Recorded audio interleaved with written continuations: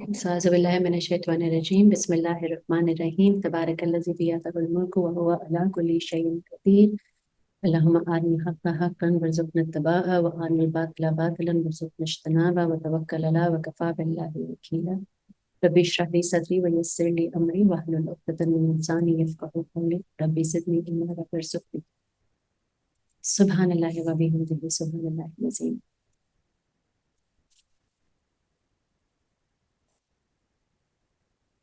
So there are many places in Quran when Allah Ta'ala asks us questions directly and very specific questions.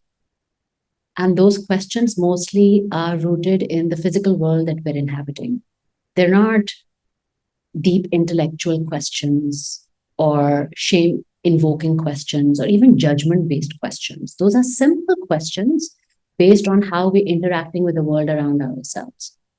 And the reason why he asks us those questions in a very physical world inhabiting way is because he understands, and this is where we'll begin, inshallah. He understands that to be able to survive the human experience, we will all develop ego identities, or what we call the I. And this reminder of what this I is in a very real, everyday way is what I was sent about 2 days ago, where Sheikh Hamza Yusuf was referring to his teacher or a teacher who was narrating how when he was a child and his mother one day served him broccoli. And he said, "Oh, I don't like broccoli. I don't want to eat it." So his mother stopped and he said, "Who is this I who doesn't like broccoli?" And he said, "What do you mean, who is this? Says, I don't like broccoli." She's like, "No, your lungs like broccoli, your kidneys like broccoli, your liver likes broccoli. How are you speaking on behalf of them? Who is this I who has suddenly taken charge of the rest of your body? How are you speaking on behalf of the rest of your body? Have you asked them what they like?" So this I that we begin to develop as we grow up, where we are very clear, quote unquote, on the likes and the dislikes we have, on who we are and who we are not. And these identities is what we hold really close to us, because without that, we would be adrift. Because how else would we then find like-minded groups to fit in? It's an algorithm, the same way that the social media is an algorithm. So we want to activate an algorithm within ourselves when we are little so that we can fit into one group of similar likes and dislikes. And the interesting thing is we develop an identity so that we can fit in to a preconceived identity because it's an existing group that we'd like to fit in. In that way, we actually abdicate our identity. We release it to the identity of the group. But because we're so invested in it and we don't realize that we're doing that we're releasing our identity and we're kind of giving up control of our identity to that of the group, that we begin to call it our identity and we begin to get really, really strongly attached to it. So in a way, when we are looking at when we feel that we are strongly attached to who we are, what we want, what we don't want, what we like, what we don't like, we are actually reflecting the group's identity, whichever group that we wanted to fit in right now, the group's identity of what the group likes and what the group does not like, what the group wants and the group does not want. And that group can be segmented in any which way, could be cross-segmented in any which way, whether we look at it as neighborhoods or religion or skin colors or our social status, however, like schools that we go to, the families that we come from, the backgrounds of the families that we come from, however we divide, however we identify that becomes who we are. That I becomes very important to us. And that I begins to dictate the course of the rest of our life. How? It's almost as if, because we have, say when we were born in a wide open pasture, okay, with beautiful green, windy skies. and birds and water and waterfalls. And then we decided that it's too lonely here and we'd like to go to a village. And so we go to a village. We explore, perhaps we're travelers anyway. So we are travelers. So we maybe explore different villages and we realize one village is something that is in sync more with what we would potentially like. And so we begin to stay in that village. When we begin to stay in that village, we take on the colors of that village, colors of and the values of and the belief systems of that village. And we too then begin to dream of or aspire towards what that village is dreaming of and what that village is aspiring towards. And over time, it becomes so personal for us and we internalize it so strongly that we begin to own the village's dreams and own the village's ambitions as our own. And we believe this is who I am. I who does not like broccoli. I who cannot stand smells. I who does not like this color. I who prefers this. So this internalization of, well, communal values is what we begin to call I. And it is this I that Allah is most concerned about. His entire purpose in life, his entire purpose of Quran is to help us remember the wide open skies, the green pastures, where we could speak the language of the wind, where we could understand what the insects were saying, where we knew who we were, and where we knew that even as the wind spoke, even as the birds chirped, even as the insects hummed at night, we knew they were all in the hamd of Allah, as the stars, as were the stars, as is the sky. And in this hamd of Allah, because we were so deeply connected with the wide open skies, we also remembered our Creator before our desire to belong to a village. And Allah Ta'ala knows that. Allah Ta'ala knows that He's talking to a villager right now who has made themselves fit into any group of our choice. And He wants us to remember who we are originally. And that's a hard task, because without these anchors that we have given ourselves, this clear knowing about who I am, what is okay for me and what is not, what my dreams are and what they are not, without my clear guided manifestations, conscious manifestations, who am I? Who am I? And if I don't belong in this village, whichever group that we have chosen to identify ourselves in, then where do I belong? Then I'm lost and I have nobody and I have nothing. And because this is not a new realization, because the fact that without this village, I am back in the open skies and I don't have anyone around me is an ancient realization. It's an ancient soul knowing, a soul vibration that the soul remembers, which is why we want to fit in so much. If we were not afraid of the fact that we are in fact deeply alone, but also deeply alone, if we were really not afraid of that, then why would we want to fit in so much? Why?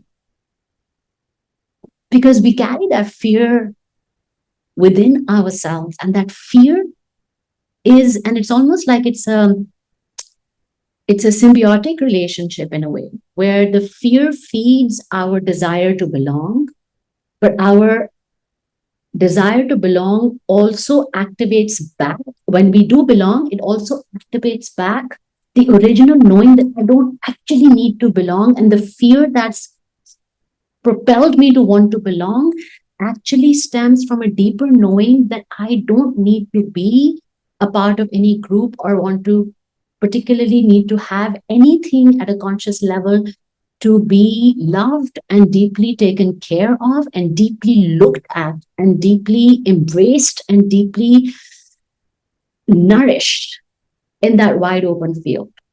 When I don't have anyone, then I have the skies and I have the birds and I have the insects. And so therefore I have nothing to lose. But the I says, I have a lot to lose. And it is this I that Allah Ta'ala is addressing very strongly every time he asks us a question in the Quran.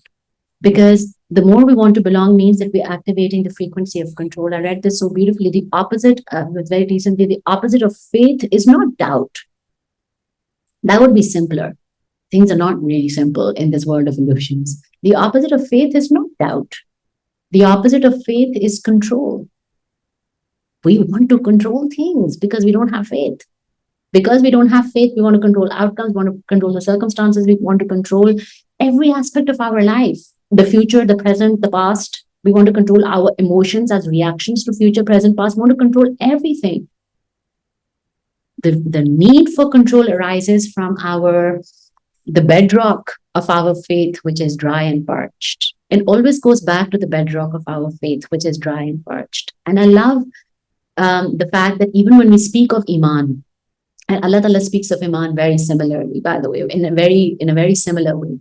When we speak of Iman, when we tune into the frequency of Iman, even from a visual aspect, it comes across as a dry, parched land which needs to be nourished, which needs to be filled. And every time Allah Ta'ala speaks of any wound of the soul that a human being carries in the Quran, in the form of a question that he asks, he always refers to the outside world, the outside elements. Subhanallah, he always refers to it. So he would never say, why are you not doing that? He said, do you not look at these things the way that I have made? What are you so afraid of? Like in Surah Mulk, for example, when he says, look at this absolute endless expanse of the sky that goes on and on. There's not a single crack that you see. You can look at it 1,000 times and you can bring your eye back to your own heart 1,000 times. Look at it. Behold, is there any imperfection that you see? Look at the seamless way that the birds fly across the sky. Who is holding up their wings? Who is it? If the wind were to stop right now, and if the bird did not have its wings, who is making all of this possible? It is I. He doesn't even say I. It's like just reflect on the absolute perfection of the sky that I've created and the enablement that I've given to the birds to fly across it. Who is this? Allah Ta'ala says, do you not behold it? So he's not saying, I know. So which part of the soul wound is he addressing in this moment where we feel that things are not okay in our life, that something is wrong? And Allah Ta'ala needs to step down. He needs to fix it. He needs to change the circumstance. This is not perfect. My life is not perfect. My relationships are not perfect. It's not working for me. The circumstance is not working for me. It is that soul wound that Allah Ta'ala is addressing in this moment. Although he's not saying I'm addressing that soul wound, but subhanAllah, he's saying, look at the perfection of the sky. Look at what I've created. Do you think I would have created your life with any less perfection? Is my love for my sky and the birds less or more than my love for you? Because I created you first. I breathed into you from me first. Minha, I breathed into you first. And then I made this entire universe subject to you. So look at the perfection of my universe. And now ask yourself this question, that your moment in this life is not perfect. How can it be? How can this contradiction exist in this perfect universe? So in every moment that Allah Ta'ala is asking us a direct question, do you not see? Do you not reflect? Allah Ta'ala is actually asking us, Allah Ta'ala is actually giving us a remedy, an antidote to our soul wound. And I was wondering about this because why was I asked to read Surah Waqiah of all surahs? And it's been going on for the past 4 weeks. I'm not sure. I was meant to. And then because over time, and that's the energy part of Quran. It's almost as if when we enter into a new surah, when we enter into a new surah, we think that we started just reciting a new surah, but no. When we enter into any part of Quran, in this case, a new surah, it's like we've entered into a foreign land, but it's also a land of wonder. And it's a land of infinite possibilities and infinite discoveries. Just this one land, like the Surah Waqiah is this one land that I've entered. And perhaps I'm not back for it, perhaps I'm not ready for it, but I have this need, I have this desire to discover this land of Surah Waqiah, this universe of Surah Waqiah. That means that, as is true for any traveler, they're first going to take their time settling in to the vibration or the frequency of that land, how the weather is, where the grocery store is, where the local people hang out, where the park is, they can go for the evening walk. So there's a settling in period that we as humans, human souls having a human experience, also have when we begin to interact with Quran, especially when we've been asked to step into that, which is how I was asked to step into Surah Waqiah, begin reciting it. It's like, okay. So I've been in this land for about a month now. And then very slowly, as locals would, because this is Allah Ta'ala's territory, of course, and it's completely Allah Ta'ala's territory. So, and many Ambiya and Awliya and guides have lived and walked it and are living there and walking it. So it is one which needs us to first get familiar with the lay of the land, and then we begin to receive the gems, the local hidden gems, and the wisdom of the gems, the benefit, the barakah of those gems, and then the depth of those gems. That's how Quran interacts with us and how we interact with Quran. To call it a recitation, to call it an understanding is such a limited, it's an experience to be had. And so I made a list of what is speaking to me in this moment the most about this land, this dimension, this universe called Surah Waqiah. And I realized, because Allah is just so awesome and so cool, and so subtle, like an excellent literary writer or a poet would be. He would not directly ever, because the nature of the ego is when you say you are doing this wrong, the I immediately becomes defensive. And we see that in our relationships also. I am doing wrong. What do you mean I am doing? What about what you're doing? Immediately all our defense mechanisms come up. Tuck, tuck, tuck, tuck. And Surah Waqiah is a powerful surah because it talks about the three different kinds of people.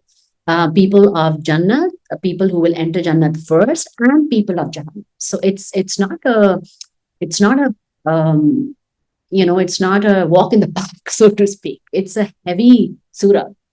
But within that surah, and Allah Ta'ala does not want to activate the defense mechanisms within ourselves, but it's hard to speak to the soul because He's created the soul. And the questions that He asks, and for each question, we're going to take us through each question and then begin to understand what part of the soul wound Allah is addressing by asking that question. And that question is directly asked to me when I am in that land. It's like this question that's going to be asked, that is being asked of me. The first question, it's not in any chronological order, but the first question that one of the questions in Surah Waqiah is, have you considered the water you drink? Is it you who bring it down from the clouds? Or is it we who do so? Now, I recognize very clearly, for me, what part of the soul wound Allah Ta'ala is talking about. Because I am the matriarch of the family. I need to take care of things. I need to do things. And my constant vibration is, I have a lot of responsibility upon me. I have to do so much. I'm in charge of so much. And therefore, I need to control the timings of the meals and how the house looks and who comes when. I need to plan my days. I need to make sure that it's all organized. I know exactly which part of the soul wound Allah Ta'ala is talking, because when the soul feels burdened with the responsibility of taking care of things, almost feel like it's too much for us, almost feel like we're overburdened with us, especially if we're mothers, and especially we're single mothers, or even if we're not. It's just being a woman of the house is a lot of it. Allah Ta'ala says, like, hi, you need somebody to take care of you. You need somebody to do things for you. You need somebody to be in charge of you. Isn't that such a beautiful thing? Because to be in charge of me means I don't have to do the things that I feel that I need to do, that I need to be in charge of. I don't have to control things so deeply because I'm so afraid of the chaos that will unfold when I release my control of things. I'm so afraid of that chaos because most of my life, most of our lives, we've lived in this unpredictability of what the next day would bring because we've had this ups and downs roller coaster called life, whatever kind of life we have lived. And Allah says, wait a minute, come here, sit down, wait, take a drink of water. Okay, now that you're having water, ये जो आप पानी P रही हैं, ये कहाँ से आया? All I'm asking you to do is sit down with me for a second. And then have you considered the water that you're drinking right now just to be able to calm yourself down? Who brought you this water? Where did this water come from? Is it you who bring it down from the clouds? Or is it we who do so? Subhanallah, is it we who do so? Who is in charge? Basically, Allah Ta'ala is asking me to remember.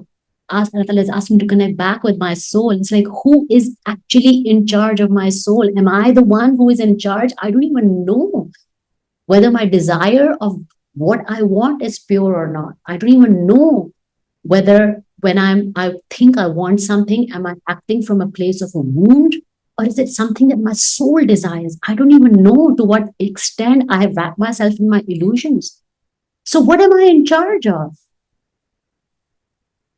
And in this moment, the sweetness of the water that we receive, which is deeper than the sip of the water that we're having, the sweetness of the water that we receive with this particular ayah in this moment is subhanallah. I am not the one in charge. I don't even have the capability. मुझे प्यास लगी है. I don't have the ability to quench that thirst. My hands do not have the ability to reach for a glass of water. And what if that glass of water is empty? I am not. Who is in charge of this life force that runs within me and also runs this earth that we're inhabiting, which is water? Who is in charge of this resource? Who is Malik? The sweetness of that first sip of water that we may be able to receive as we remember that we, in the simple act of having this sip of water available to us, are being taken care of. Our desire to be taken care of might be different because we think being taken care of looks a certain way. ये मेरी अल्लाह ताला से काफी बहस चलती रहती है. मेरा ख्याल क्यों नहीं रखते हैं आप यार अल्लाह ताला? क्यों नहीं आप मेरा ख्याल रख रहे हैं? मुझे तो ये भी चाहिए, मुझे ये भी चाहिए, मुझे ये भी चाहिए. अब आप, why are you not like deeply concerned? Allah Ta'ala is like, this water that you're drinking in this moment, you are being deeply taken care of. And subhanallah, if it means, in fact, if you go deeper into it, but this means I'm deeply taken care of. There were clouds in the sky that were created to bring water to Madiha. We want to own stars, right? We want to name stars now. But subhanallah, clouds have been made in our name to bring our risk of pani to me. They're clouds solely created from a divine. Allah Ta'ala is like, how are you not being taken care of? And with this realization, as we step into the day as caretakers of our homes, you see what we begin to bring to our homes as caretakers? These little things, the very little things. Mostly as caretakers, we worry about the big things. Ye nahi hua. But as caretakers, what Allah Ta'ala is asking us to do is sameto apne aap ko from the way that your eye is going to the ends of time that you do not have concept of. Apni nigah ko वापस apne dil mein lekar आओ. उस दिल में निगाह में वापस root yourself in your heart. Root yourself in the fact that there are clouds created with Madiha's name on it, with your name on it, just so that you may be able to have a glass of water. Feel into how deeply, this is just one element, just water, how deeply you are honored and taken care of in this moment, and now step into your caretaker role. Subhanallah, the way we begin to release our attachments to how things should be as caretakers. And that's a big one for us as caretakers, how things should be as opposed to how they are. If they should have been that way, then they would have been that way. The way they are is how they should be. You see, it is exactly where it's meant to be, in exactly the same qadr as it was meant to be, giving me exactly the right amount of benefit that I'm meant to receive in this moment. And with this, subhanAllah, the next moment is a different moment. Only in this moment, I have everything that I have. And I have a glass of water, which I am not in charge of, that I just have ready access to because there's a universe created to bring me my one sip of water. And how many liters I have in a day, I can't even count. So here's the entire universe created for me. And now, in this moment, let this glass of water, let this cloud be enough. But then we believe that we may have to live with this moment for the rest of our life. And then I will have to remind ourselves this water is enough. Every moment is a different moment. In every different moment, we will receive a different barakat of a different thing created specifically for us, and a different realization and a different empowerment and a different remedy for healing a different soul wound in every moment. Because look at, subhanAllah, the next question that Allah Ta'ala asks. Allah Ta'ala says, if we willed, and this is continuing on the theme of water, if we willed, we could make it salty. Will you not then give thanks? Subhanallah. Will you not then give thanks? So just the fact that we created, just on the nature of water, and this is now a reflection for the rest of our life, but we created exactly what you needed with exactly the right composition to quench exactly your thirst. This has been created with you in mind, not because I found water to be beautiful. If I wanted, Allah Ta'ala saying, like, I made salty water also, but that has a different purpose for a different creation. For you as well, but also for a different creation. For you, I created this water. Deeply personal for me. So when Allah Ta'ala is speaking for you, He's not talking about the rest of humanity in this case, because I am the traveler in this dimension of Surah Waqiah right now. So this is Allah's conversation with me. You, when He's saying you, mere tuji Allah Ta'ala, ji, sorry, tell me what. Mere dimag kahin aur bhi hota, to you like hazir ho jaye. I created this water for you. It's like for me, for you. I could have made it salty. Which brings us to a deeper part of our own life. The thing that we dislike right now. I don't like this place that I'm in my life. Dislike, right? We don't like it even when it tastes like water. Do we have any concept of how else it could have been? That moment that we're in right now could have been something completely different, would have been, which is the salty version of water. We have no concept of. Subhanallah, which is what Allah Ta'ala, look at the depth of Allah Ta'ala saying, right now, what you don't like, you have no idea what I'm stopping coming to you, coming your way. You have no idea what other things could have been that I ordained not to come your way. You have no idea how I'm working in the background to make sure things which are actually salty for you, that will not be able to quench your thirst, do not come your way. So you are looking at your situation right now as something that you don't like, but subhanallah, this is water for you right now. It could have been another way. I'm not saying fall in love with your situation, but for right now, surrender to the fact there is one good thing in this situation that you may be able to hold on to, which has been created for you, and any other way right now would not have been okay for you. My eye tells me no. If that would have happened, I would have felt better if I were in a healthier body, if I were in a healthier relationship, if I were in a healthier country with a healthier GDP, if I had healthier children.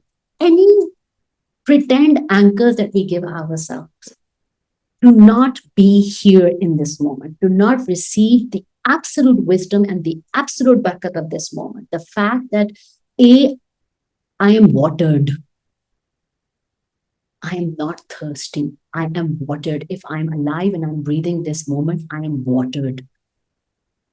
And that water is not salty water. That water is designed to quench my thirst. That means that in this moment, I am taken care of. And if I can't see how I'm being taken care of only through this moment, then that is La ilaha illa anta subhanaka inni kuntu minas zalimin. But the fact that this moment is not perfect is my ego, is my I, is my human wounded self. And Allah Ta'ala is reminding me, look beyond, go deeper, go deeper, go deeper. This is not salty water, Allah Ta'ala is saying. In this moment, exactly as it is, broke as we are, or unhealthy as we are, or heartbroken as we are, and overridden and overtaken by grief as we are, this moment is not salty water. Subhanallah, I can't even begin to imagine कि अगर ये salty water moment नहीं है in the life of the collective, in the life, in our personal lives, तो वो salty water astaghfirullah क्या होता? Allah Ta'ala has hidden that reality from us. This is not salty water. This is not salty water. It's made to quench my thirst. And look at the next question that Allah Ta'ala asks to address another wound of the soul. Allah Ta'ala says, have you considered the fire you kindle? Is it you who produce its trees, or is it we who do so? And listen to this. We have made it as a reminder of the hellfire. And in the same ayah, Allah Ta'ala says, and a provision for the travelers. Subhanallah. The same fire that burns, the same fire lights your way forward. Subhanallah. Are you arguing with the fire that's lighting up your life right now? Are you in war with it because it's burning your skin? What if I were to tell you this is the same fire that is also lighting your way away from the wounds? It is like, you know how we do, usse kotri kehte hain in what surgeons do, where they burn away to seal in a wound. When did we begin to hold this judgment on fire? First of all, when did we begin to, because the first part of Allah Ta'ala is again, Allah Ta'ala's question is again linked to our need for control. I have it. Therefore, I will do whatever I want with it. Allah Ta'ala, it's like, are you the one who is kindling the fire? And are you the one who's growing the trees which are providing you with this fire? What do you mean you can do whatever you want with your resources? Because fire is deeply connected to the advancement and the resources of the human experience. How are you so in control of the resources that you've been given? What is this attachment that you have with your resources? I have the fire and I will use my resources however I want. No, you don't have the fire. You were given the fire. You're given the fire. You're given your resources to be used for me, Allah Ta'ala says. What if I were to stop growing these trees? मैं बंजर कर दूं जमीन को. सुभान अल्लाह नस्तगफिरुल्लाह. मैं बंजर कर दूं जमीन को, वो नहीं नरिश करेगी ट्री को. कहाँ से आप लेकर आओगे अपनी resources? And we've seen that happen in our own lives. Things that we were deeply attached to, calling कि ये हम ना, this is our sacrifices and our effort, and then our mehnat and all of it. Now we have this, and then it's gone. It begins to taper out, and then it's gone. Allah says, who gave you the resources that you got so attached to, that you thought you could do whatever with them? And these resources, no, I'm not just talking about the monetary resources, but who put this immense amount of love in your heart, for example, for a relationship that you thought at one point that you could not live without it. And now you're in a part of a relationship and it's not, what you had thought. And now you want something more from it. And now you're not as attached to it. Hey, Allah Ta'ala says, who gave you that love to begin? Remember how we filled your heart with love and you deeply desired to be here? This is who I am, Allah Ta'ala says. I am the giver of resources, and you have to do right by that love that I gave you, or do right by the ilm that I gave you, do right by the resources that I gave you. Because you cannot kindle the fire, because I will ask the zameen, Allah Ta'ala says, to stop giving nourishment to the tree. Who grows those trees for you? नहीं होंगे. अल्लाह ताला ने कहीं ये कोई deep soul की बातें नहीं कर रहे हैं. अल्लाह ताला इसका पानी की बात करें, बादलों की बात करें, अब दरख्तों की बात करें, अब फायर की बात करें. Then he comes, the same fire. If you don't, the same resource that I've given you has the power to light up your way, subhanallah, as it does for a traveler, to help you forge ahead through your wounds, or has the power, because the same fire that's lighting up Jahannam, astaghfirullah, the same resources. कोई नई चीज नहीं आई. So beautiful, powerful reminder. ये जो हम लोग चीजें अपनी कह के बैठे हैं और अपनी समेट के बैठे हैं, the same resources can lead us, can light the way for us, and the same ones can imprison us. Because Jahannam is a prison of fire. The same can imprison us. How are you going to, why are you acting in this way of a snake that sits around its resources? And again, I'm not just talking about the monetary resources. I'm talking about the love that we have in our heart, the power of forgiveness that we have in our heart, the power of kindness that we have. इसको मतलब tight करके बैठे हुए हैं कि अगर मैंने इस बंदे के साथ, this banda, for example, this person who has not treated me well, and if I show any iota of kindness towards them, then I will get hurt, and they may start taking me for granted again. And then I will have less of the kindness. Then my heart will harden again. This whole association of kindness, which is I, with I, is what Allah Ta'ala is challenging. Aapke andar kindness maine dali hai. I am in charge of your kindness. You give it. You give it, not because they deserve it. Doesn't matter right now. You give it because this is my resource for you. So either it's going to light up their way and your way, or if you keep it within yourself and don't use it, it becomes dormant and not. And that is what actually begins to harden our hearts. And that's the hardened heart is the one, astaghfirullah, that ends up in the fire. Hardened heart beyond anything else is what ends up in the fire. Subhanallah. And so this blanket challenge that Allah Ta'ala is saying, our soul that wants to hold on to the resources that they have, saying, I will decide what I want to give and to whom and to when. Allah Ta'ala is like, it's not yours to decide. This fire is not yours. I've given it to you. You decide. You are not the one who decides. You remember whose fire this is, and you remember how to use it. That's my enablement. And when you remember how to use it well in my name, in my way, then it lights up the way for you, O traveler, and for other travelers, subhanallah. And the way that's lit up for you and other travelers is the one that goes away from, because it's not the path of hardened hearts. And for me, that was the biggest wake-up call. Because you don't even realize how many things that we're holding on to, believing that if we show, because, we are essentially wounded and we have experienced what it feels like to give to people without receiving, overgivers without receiving, or wanting to get people's love, get people's approval. So we give and give and give and give. And there comes a time that our heart becomes so bitter because we're not receiving. It's so much imbalance. We don't want to give anymore. But this is not a resource. What do you mean I don't want to give love anymore? What do you mean I don't want to show kindness anymore? What do you mean I don't want to show the generosity anymore? Whose resources are these? Ye love, generosity, kindness, to सारे अल्लाह के नाम है. ये हलीम या करीम, मतलब ये तो अल्लाह ताला के नाम है, ये तो है ही उनकी रिसोर्सेस. तो क्या इसका क्या मतलब है कि आपने नहीं देनी? Goes back to the same broccoli thing. You have decided you don't want to give kindness. Hey, your heart loves kindness. Your kidneys love kindness. Your liver loves kindness. Your stomach loves kindness. Your eyes love kindness. What do you mean? How are you speaking for the rest of your body when you say, I don't want to be kind to this person? You don't want to have to live with them. But look at the resources that you've been given. And these resources have the power to light our way out of our own darknesses. Because when a traveler is lost and they're in a dark jungle, the first reason for them lighting the fire is not to light the way for other travelers. It's to light it up for our own selves. And then the next question Allah Ta'ala asks in Surah Waqiah again,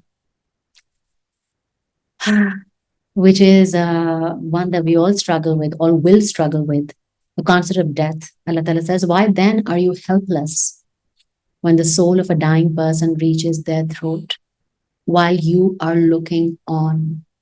Call them back if you can. Try it. You can't do it because I'm the one who's nearer to them. Yet you do not know. The entire concept of control that I has developed, where the I thinks that they're in charge of how my life would look like, of who I would be with, of where I would live, what my family would look like, who my friends will be. This entire grid of illusion that we've created all comes tumbling down at the moment when we see somebody that we love breathing their last breath. And Allah Ta'ala says, you think that you are in control? You think that you're the one with power? You want to control things? Then why are you so helpless? And we felt that. We know this helplessness. You can't do it, anything. When the time has come, so it is. Subhanallah. Inna lillahi wa inna ilaihi raji'un. You can't bring back the soul of a dying person. The same way when things happen in our life, when we experience these griefs, these losses that feel like death, whether those are deaths of relationships or of our old lives or our life circumstances. We used to have those circumstances and now we don't have them. Those are many deaths that we experience and we are meant to experience those deaths. And we feel so angry and so bitter at that loss and so helpless. And so we reach out and we scream like a little baby, help me, get that back. You can't get that back. We can't get that back. We can't take back what's gone. We can't do it, whether it's an actual death of a person that we love or many deaths that we are asked to experience as human beings in our life. We cannot take back what is lost. We cannot do it. We cannot hold on to water. We cannot hold on to time. The helplessness that we feel is a powerful reminder, Allah Ta'ala says. Stay in this vibration of helplessness more so, Allah Ta'ala says. Why wait for a big calamity? Remember the helplessness? Look at the question that he asked, and this is the soul wound that he's addressing. We wait for big things to happen to understand that we have control over nothing. All the rest of the time, we spend exercising control. Then big things happen which tell us we have no control. And then we get completely shocked and we don't feel ready and we begin to feel anger and bitterness and this hold this grudge against Allah Ta'ala in this life. And Allah says, excuse me. Live with this vibration of helplessness on a daily basis. Because what does I want? I want to feel important. It wants to feel like I have the power. It has a king-like energy. I have the power to do things. I have the power to make things happen. I have the power to stop things from happening. No, we do not. A big wake-up call for our eye in this ayah in Surah Waqiah. You do not have at every moment, you are helpless. Now tell me what you want. Subhan. In every moment you're helpless. If Allah Ta'ala has not commanded and allowed my tongue to move, because Subhanallah, मेरा नफ्स जो है वो अल्लाह से इतना ना डरता हो, मेरी टंग को अपना रब याद है, वो नहीं हिल सकती. My tongue cannot move in speaking of Allah if He does not allow it. It cannot move. So I may be in denial of, or maybe in resistance to Allah's absolute control over me and my absolute helplessness, because that is a big blow to my ego. Because then if I'm not in control of anything, and if I have to completely release all faculties and all outcomes and all energy of any creation to Allah Ta'ala's hukam first, then I'm insignificant.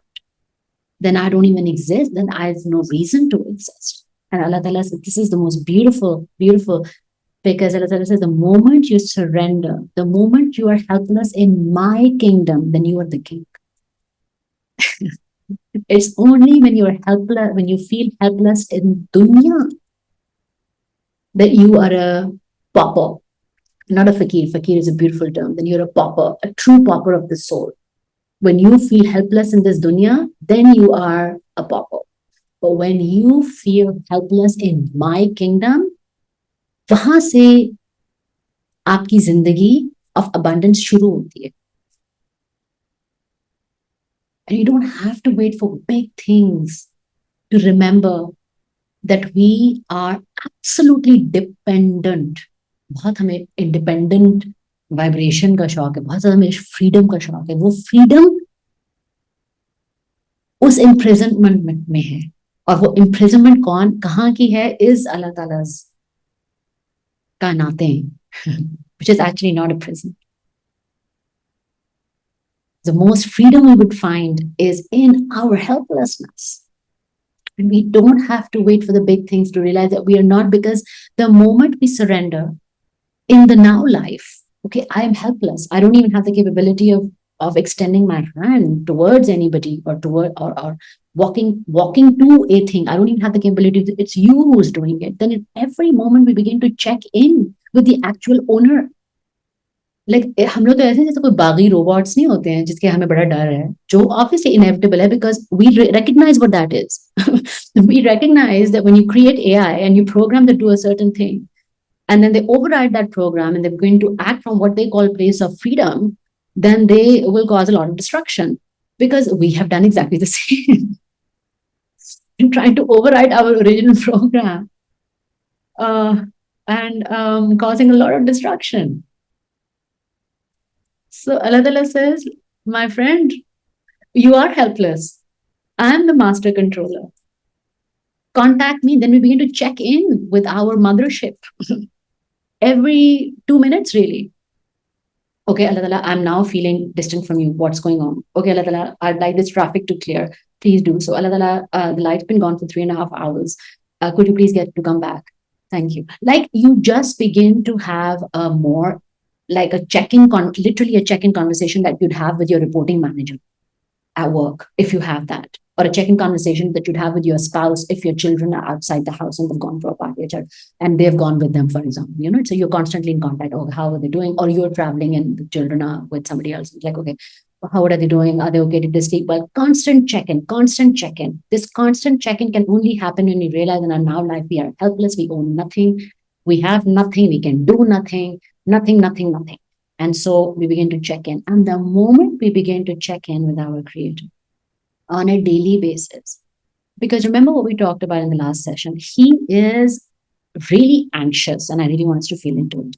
This Malik of all universes is super anxious to prove Himself to us, because He really likes those who return again and again and again, and He doesn't want to let them down. That's not the Sunnah wal.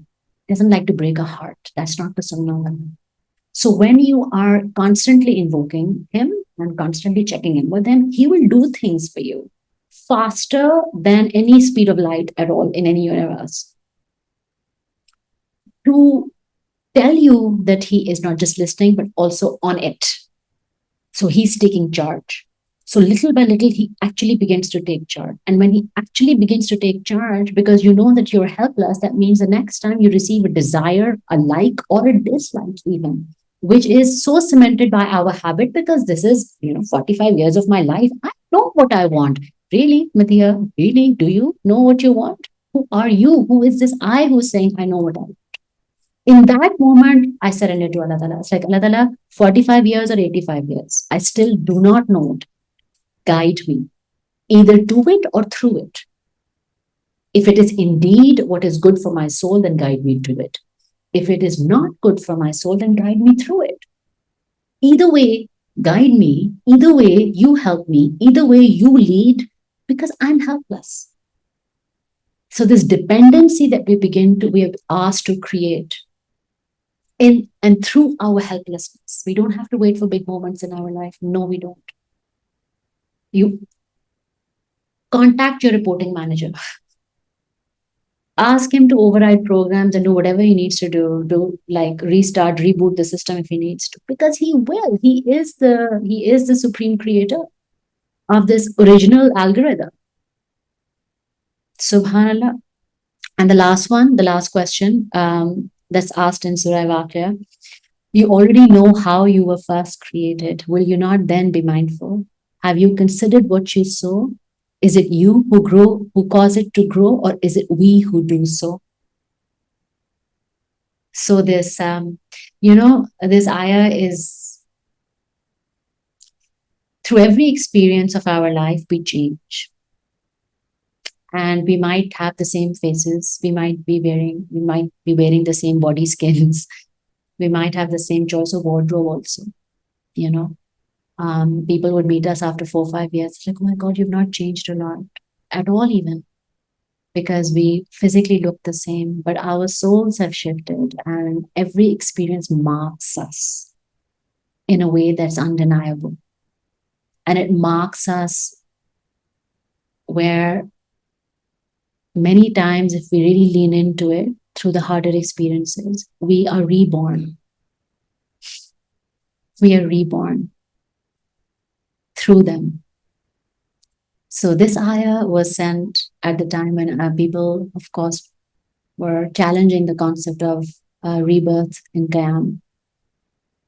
कि जब हम लोग मर गए और हमारी हड्डियां जमीन के अंदर हैं, उनको सबको जोड़ के दोबारा हम फिर से जिंदा करेंगे, ये कैसे हो सकता है? तो अल्लाह ताला said, you know, I've created you first. Did you know where you're coming from? No, you didn't. I've created you once before. I will create you again. That's not a biggie for me. But a deeper depth of this is, hey, who you were before this experience, and who you were before that, and before that, and before that, and now go to your moment of birth before that. You were not, I created you and I was in charge of you, and I helped you be born into that moment as that 2-second-old baby. And you had no concept of it. You did not know how it happened, and yet it did.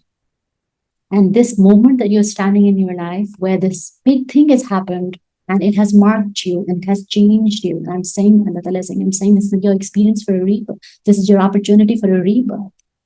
It is your moment. And do not question as to how it would happen. Do not question as to how I would suddenly be enabled to be this person who I want to be, and how things can be different for me, and how I can be different, and how I can have different even resources that I didn't even know before. I thought I had talent for, I don't know, for example, poetry, but suddenly I found that I also have talent for art. Where did that come from? Where did it come from? And I was like, who gave you the first talent to begin with? I will give you more. In every moment, there is a moment of, in every turning point in our life, it's an opportunity for a rebirth. And Allah says, trust me as I guide you through that as well. Trust me, because I am the same who guided you through first.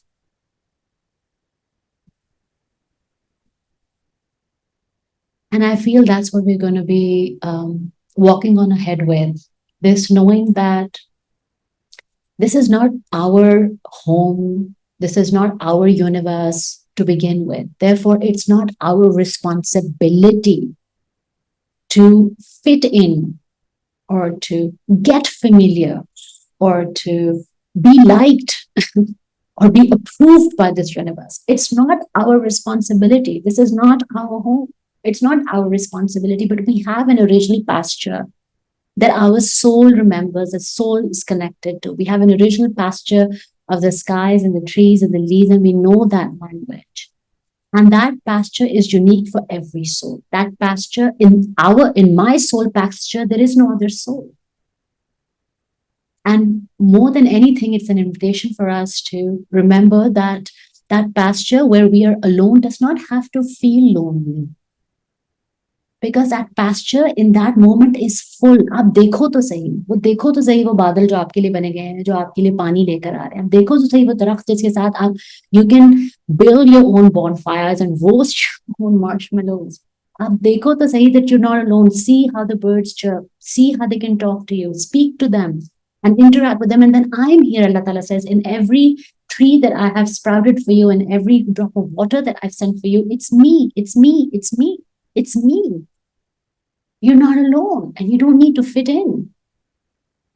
And if you feel like, you know, you must do something, you must perhaps travel out of this pasture and you must go to different places and try to explore different things, do it, absolutely. But then ask me first as to what your motivation is for wanting to travel, wanting to fit in, what your motivation is. If it's pure discovery, of just like a traveler who's discovering the beauty of this world, that's beautiful. I'll guide you through it. But is it a fear? Are you running away from someplace? Let me Connect back to me, ask me, and I will tell you that as well. So that your journey, every step that you take, every moment, in every day, may be beautifully intentional and full of barakat, because that's the way you've been created. That's the way your moment has been created, deeply intentional and full of barakat. Yes, your body and your eyes may look at that moment in your life right now differently, but that does not take away from the haq of this moment, which is deeply intentional and deeply full of barakat. So look for that intention and look for that barakat, because I'm right here. Talk to me, check in with me, because you don't have anything in your hands anyway. You're not the creator of this universe or your own body anyway. You can't stop. When I call your room, you can't stop it from exiting your body. What are you in charge of? You're not in charge of anything anyway. So then surrender. Surrender to me. Let me come back in charge of your life, and then see how each moment of our life, of your life, begins to yield more barakat. And I deliberately using that word, more barakat, because not good or bad, but just more deeper barakat in every moment. So that we may be able to remain more in gratitude, not phika gratitude, not sukha gratitude, but gratitude and awareness of the fact कि मैं वो दरख्त हूँ जिसके नीचे से भी पानी आ रहा है और ऊपर से भी पानी आ रहा है और हवा भी ठंडी है और मेरे ब्रांचेस के ऊपर परिंदे भी हैं और लोग परिंदों ने घोंसला भी बनाया हुआ है. Look at the shade that I cast. Like you just begin to feel full within yourself without the need of outside circumstance to be a certain way. You release that need because my fullness is enough for me right now, and then the circumstance begin to shift. You see? Subhanallah wa bihamdihi.